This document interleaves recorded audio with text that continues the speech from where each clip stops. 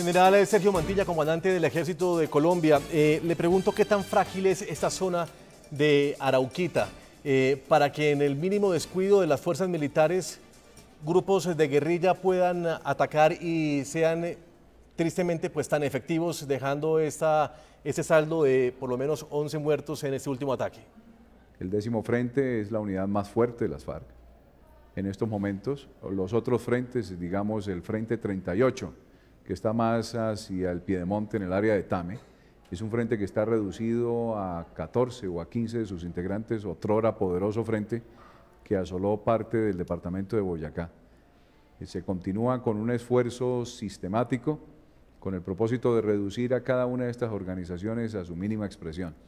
Esa es la tarea, ese es el empeño en que nos encontramos ahora las tropas del general Maldonado, comandante de la 8ª División, y las tropas del general Rubiano, el comandante de la Fuerza de Tarea Quirón.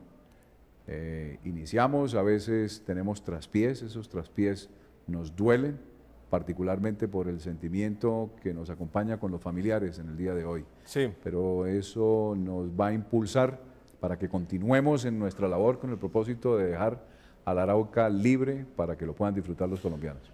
General, hay un Twitter de la exministra de Defensa en el gobierno del presidente Álvaro Uribe, Marta Lucía Ramírez, que me llama la atención y lo quiero compartir con usted porque ella hace pues una queja muy personal, que solo combatan soldados profesionales, no más cuasi niños muertos.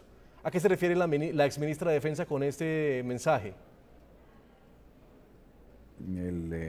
Seguramente hace referencia a que podamos emplear solamente soldados profesionales en ciertas áreas del país, pero desafortunadamente el país no cuenta con el número de soldados profesionales necesarios.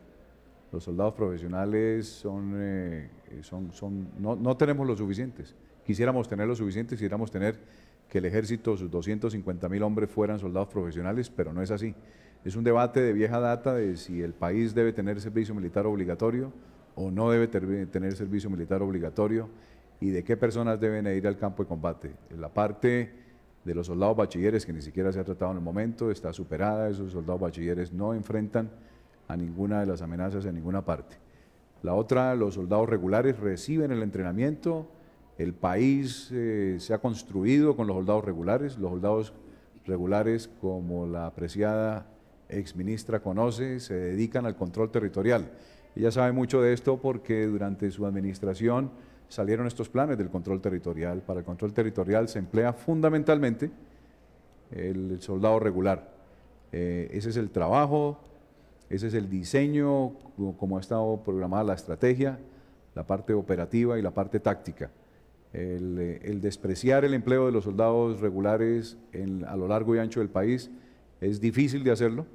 No creo que la nación cuente con los recursos suficientes para complementar al ejército con 100.000 o 120.000 soldados profesionales. Sí. Doctor Alfredo Rangel, esas mismas palabras que escribe la doctora Marta Lucía, la exministra de Defensa Marta Lucía Ramírez, que el ministro de Defensa ordene que en las zonas más difíciles en orden público solo combatan soldados profesionales y no más cuasi niños muertos. Es el tuit completo que manda la exministra. ¿Cómo le parecen esas palabras? Bueno, eso sería lo ideal, pero sin lugar a dudas el país tendría que hacer un esfuerzo adicional muy grande para sustituir totalmente a los soldados regulares por soldados profesionales. Y no creo que esté en condiciones de hacer ese esfuerzo descomunal. Ya el país ha hecho un enorme esfuerzo en años anteriores para ir incrementando el pie de fuerza general del ejército sobre la base del crecimiento de los soldados profesionales.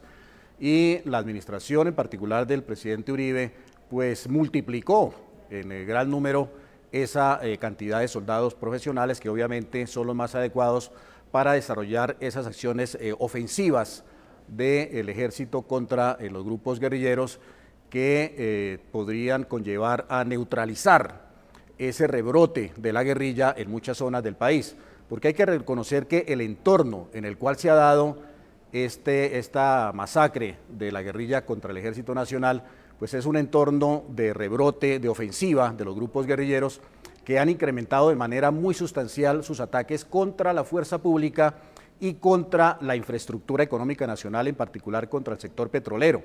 Entre el año 2010 y el año 2011 se aumentaron en un 28% los ataques de la guerrilla contra la fuerza pública y en un 38% los ataques contra la infraestructura económica nacional. Lo que va corrido de este año, este primer bimestre, continúa esa tendencia y vemos con preocupación cómo los ataques de la guerrilla, en particular las FARC, contra la fuerza pública se incrementaron en un 50%, si comparamos este bimestre con el primer bimestre del año anterior, y en un 120% los ataques contra la infraestructura económica nacional, que ha sufrido mucho, en particular la infraestructura petrolera, que ha visto incrementar en un 350% el número de los sabotajes de la guerrilla contra los campos petroleros, contra la infraestructura de transporte. ¿Y esa arremetida guerrillera la pueden hacer grupos pequeños de guerrillas, como lo dicen las fuerzas militares y las fuerzas de orden público, que son grupos muy pequeños los que están sembrando el terror en diferentes puntos del país? Sí, eso es lo que siempre ha hecho la guerrilla prácticamente desde que surgió como un grupo guerrillero. No es verdad que la guerrilla haya cambiado radicalmente sus formas de actuación, su estrategia, y que el ejército esté absolutamente sorprendido frente a semejante cambio tan radical. Eso no es verdad. La guerrilla está haciendo hoy lo que siempre ha hecho durante los 50 años que lleva en el monte. La guerrilla cambió ocasionalmente sus formas de operar durante unos 5 años a final de los años 90, cuando pasó de guerra de guerrillas a guerra de movimientos, con grandes tropas de guerrilleros. Con grandes tomas guerrilleras. Grandes tomas, copando cuarteles militares, etcétera. Pero eso fue un periodo de 5 años y en algunos frentes. De resto, la guerrilla siempre ha hecho lo que está haciendo ahora. Ese tipo de atentados contra el oleoducto los ha hecho desde que se empezó a construir el oleoducto. Sí. Los atentados contra las carreteras nacionales, la infraestructura vial, contra los camiones que transportan petróleo, también los ha hecho desde que surgió la industria petrolera en el país. Así que ahí no hay nada nuevo. Yo creo que el gobierno debería examinar de fondo cuáles son las razones que están detrás de este rebrote de la guerrilla, de esta ofensiva guerrillera, que a mi manera de ver tiene que ver con una cierta actitud pasiva, defensiva de las fuerzas militares, que está relacionada obviamente con esa situación de inseguridad jurídica en que se debate el Ejército Nacional frente a la desaparición del fuero militar. Yo creo que esto ha producido una gran incertidumbre, una gran desmotivación, un gran desconcierto dentro de la tropa, y es lo que está detrás del aprovechamiento de la guerrilla, de esa actitud, de esa pasividad del Ejército Nacional, que nos lleva a este tipo de tragedias. Que es algo de lo que dice el expresidente Álvaro Uribe Vélez. Señor Carlos Holmes Trujillo, ex embajador de Colombia ante la Unión Europea, le pregunto si las palabras del presidente Juan Manuel Santos, al asumir que fue un error militar y que lo que conllevó a la muerte de esos 11 soldados fue un error en las fuerzas militares, en su estrategia, ¿no puede llevar más adelante a que el país reciba demandas en tribunales internacionales por cuenta de ese error de la cúpula militar? A mí me parece que el único responsable de lo que sucedió son las FARC. Fue un ataque terrorista, fue un crimen, fue cometido a mansalva según las informaciones, fue una violación flagrante del derecho internacional humanitario, de manera que toda la responsabilidad de lo acontecido debe radicarse en cabeza de esa organización terrorista. En Colombia, expertos en el conflicto y analistas de opinión han resaltado que el máximo cabecilla del grupo terrorista de las FARC, alias Timochenko, tiene una retórica con la que trata de mostrarse como un interlocutor válido ante el gobierno colombiano. Ya son habituales las cartas del jefe criminal con alusiones históricas y hablando de paz en medio de los continuos hechos de violencia que, como este fin de semana, cobraron la vida de 11 militares en el departamento de Arauca, en el oriente colombiano.